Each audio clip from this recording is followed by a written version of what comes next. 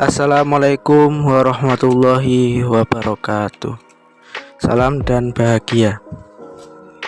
Perkenalkan, nama saya Ahmad Fauzi, NIM 20 2001 2016, Prodi Teknik Industri kelas A. Saya di sini akan sedikit menerangkan tentang alat kerja bangku. Alat kerja bangku adalah suatu alat atau perkakas yang digunakan untuk membantu dalam proses pengerjaan yang berada di atas meja kerja. Kerja bangku adalah suatu proses pengerjaan benda kerja yang dilakukan dengan menggunakan tenaga manual manusia yang sudah disiplin dalam ilmu manufaktur. Yang selanjutnya yaitu macam-macam dari alat kerja bangku. Yang pertama yaitu kikir. Adapun fungsi kikir adalah untuk memproses atau mengikis benda kerja. Yang kedua yaitu gergaji. Fungsi dari gergaji itu adalah untuk suatu proses pemotongan benda kerja. Yang ketiga yaitu tap. Tap ini berfungsi sebagai alat untuk pembuatan ulir dalam. Handle tap berfungsi sebagai untuk memutar sebuah tap. Yang kelima yaitu senai. Senai adalah salah satu fungsi dari senai adalah untuk proses pembuatan ulir. Yang keenam yaitu handle senai. Handle senai ini berfungsi sebagai dudukan dari senai itu sendiri, dan handle senai ini ada berbagai macam ukuran untuk menyesuaikan ukuran dari senai. Yang ketujuh yaitu ragum. Ragum berfungsi sebagai penjepit benda kerja yang akan diproses. Yang kedelapan yaitu meja perata. Meja perata ini berfungsi sebagai menggambar dan menggaris benda kerja. Yang kesembilan yaitu penitik. Penitik ini berfungsi sebagai menitik atau penanda pada benda kerja. Yang kesepuluh yaitu mistar baja atau biasa disebut dengan penggaris. Penggaris ini berfungsi sebagai alat bantu untuk mengukur atau menggaris benda kerja supaya presisi. Yang ke-11 yaitu penyiku. Penyiku ini memiliki fungsi sebagai memastikan kedudukan dua bidang tegak lurus atau siku-siku.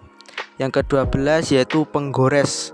Penggores ini berfungsi sebagai alat untuk menggores atau menggambar garis pada benda kerja. Yang ke-13 yaitu jangka. Jangka berfungsi sebagai alat untuk membuat garis yang melingkar atau radius. Yang ke-14 yaitu palu. Alat ini digunakan untuk memukul penitik, mal huruf atau angka, dan pahat. Yang ke-15 yaitu pahat. Pahat digunakan untuk membentuk benda kerja. Yang ke-16 yaitu stem huruf dan angka, digunakan untuk membentuk huruf atau angka. Biasanya alat ini digunakan untuk membuat identitas pada benda kerja tersebut. Yang ke-17 yaitu pemotong pelat, digunakan untuk memotong pelat. Alat ini memanfaatkan prinsip gunting dalam proses pemotongannya. Yang ke-18 yang terakhir yaitu heiggau, merupakan alat ukur ketinggian. Alat ini digunakan di atas meja perata atau biasa dipergunakan untuk membuat garis dengan tinggi yang presisi. Sekian penjelasan dari saya, dan kurang lebihnya mohon maaf. Wassalamualaikum warahmatullahi wabarakatuh. Salam dan bahagia. Salam. Assalamualaikum warahmatullahi wabarakatuh. Salam dan bahagia. Di sini saya Muhammad Iqbal Nasution, NIM 2020012021. Saya akan menjelaskan teknik menggergaji. Peralatan utama dalam kegiatan menggergaji dalam kerja bangku adalah gergaji tangan atau hacksaw. Gergaji tangan terdiri dari bingkai atau sengkang untuk pembentangan daun gergaji, tangkai atau gagang untuk pegangan daun gergaji sebagai pemotong, dan mur atau baut pengencang untuk penegangan daun gergaji.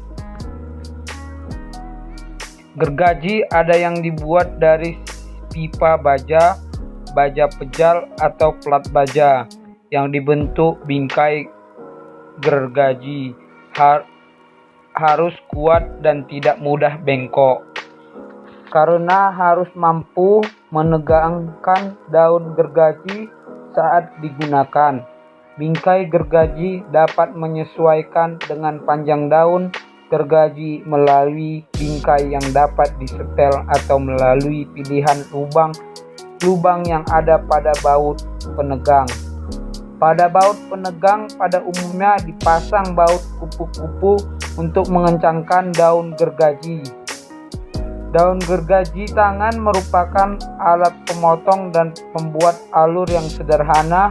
Bagian sisinya terdapat gigi-gigi pemotong yang dikeraskan.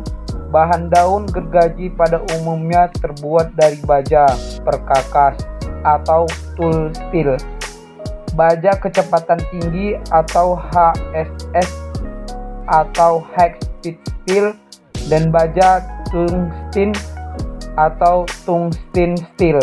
Daun gergaji tersedia dalam berbagai macam ukuran. Antara lain dapat ditinjau dari jumlah gigi pada setiap inci. Pada umumnya yang digunakan yang memiliki jumlah gigi 14, 18, 24, dan 32. Setiap inci pemilihan daun gergaji harus disesuaikan dengan bahan yang akan dipotong serta ukurannya. Pemilihan daun gergaji dapat dilihat dari spesifikasi meliputi jenis simpangan gigi, jumlah gigi tiap panjang 1 inci, dan panjang daun gergaji ditentukan oleh jarak sumbu lubang. Contoh penulisan spesifikasi daun gergaji secara lengkap. Simpangan pada gergaji dibuat supaya alur harus pemotongan lebih lebar sedikit dibanding tebal daun gergaji itu sendiri. Dengan demikian, pada saat digunakan untuk memotong daun gergaji tidak terjepit benda kerja celah bebas. Terima kasih. Sekian penjelasan dari saya. Wabillahi taufiq wal hidayah.